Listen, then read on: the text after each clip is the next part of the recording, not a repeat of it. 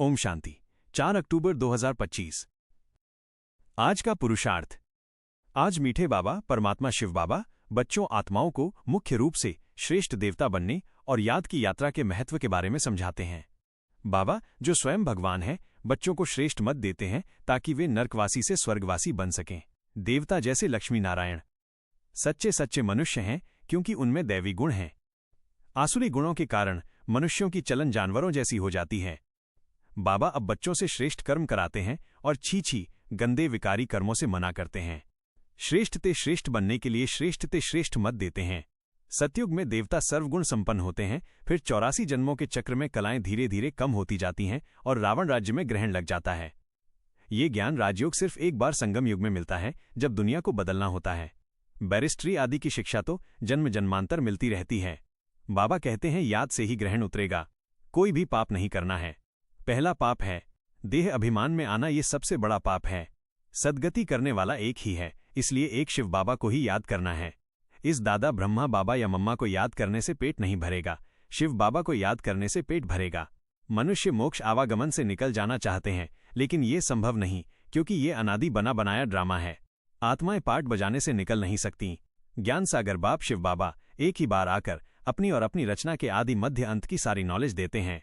फिर बाबा समझाते हैं कि बच्चों को सर्विस की युक्तियां रचनी चाहिए। चित्रों जैसे गोला सीढ़ी पर बैठकर अभ्यास और दूसरों को समझाने की प्रैक्टिस करनी चाहिए। घर में चित्रों को सजाकर एक लाइब्रेरी जैसी बना दें ताकि आप और आने वाले दोनों बिजी रहें और दूसरों का कल्याण हो सके। हमेशा ये याद रहे कि शिव बाबा दाता है। हमें ये अभिमान नहीं आना चाहिए कि हम शिव बाबा को देते हैं। हम तो उनसे पद्म असंख्य ले रहे हैं। जो भी देते हैं वो अपने प्रबंध और अपनी राजधानी के लिए है। फिर बाबा ने कहा आशीर्वाद जैसे आयुष्मान भव से कुछ नहीं मिलता। यह मनुष्यों की भूल है। बाप सिर्फ श्रेष्ठ मत देते हैं जिस पर चलकर तुम खुद ही स्वर्ग का मालिक बनते हो। पुरुषार्थ कैसे करें? बाबा ने श्रेष्ठ पद पाने और सर्वगुण संपन्न बनने के लिए निम्नलिखित पुरुषार्थ के तरीके बताए हैं। याद की यात्रा। माँ में टामिक शिव बाबा को याद करना है। याद की यात्रा में रहना है। यही विकर्म विनाश करने का एकमात्र तरीका है। दैवी गुणों की धारणा। मुख से फूल निकालें। मुख से सदैव ज्ञान रत्न निकलने की प्रैक्टिस करनी है। शांत और प्रसन्न, कभी कोई बात में रूठना नहीं है। शक्ल मुर्दे जैसी नहीं करनी है। हमेशा खुश और शांत रहना है। दुख न दें, किसी को भी दुख नहीं देना है। देह अभिमान से मुक्ति। देह अभिमान को पहला नंबर पाप समझकर छोड़ना है। सर्विस सेवा।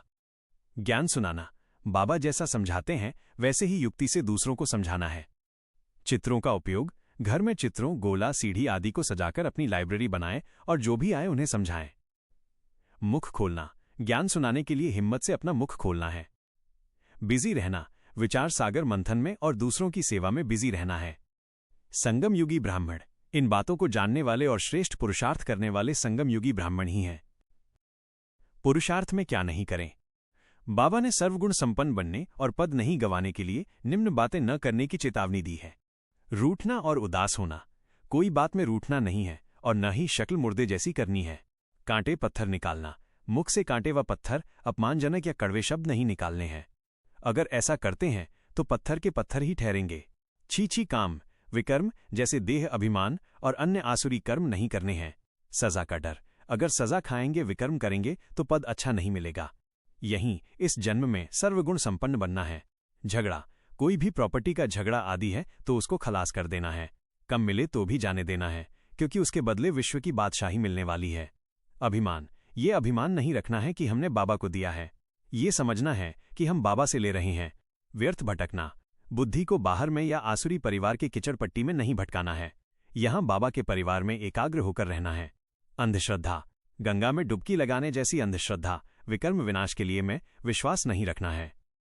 बाबा की अंतिम शिक्षा यही है कि मुझे याद करो और दैवी गुण धारण करो। ये दोनों ही बातें आपको विश्व की बादशाही का मालिक बनाएंगी। ओम शांति।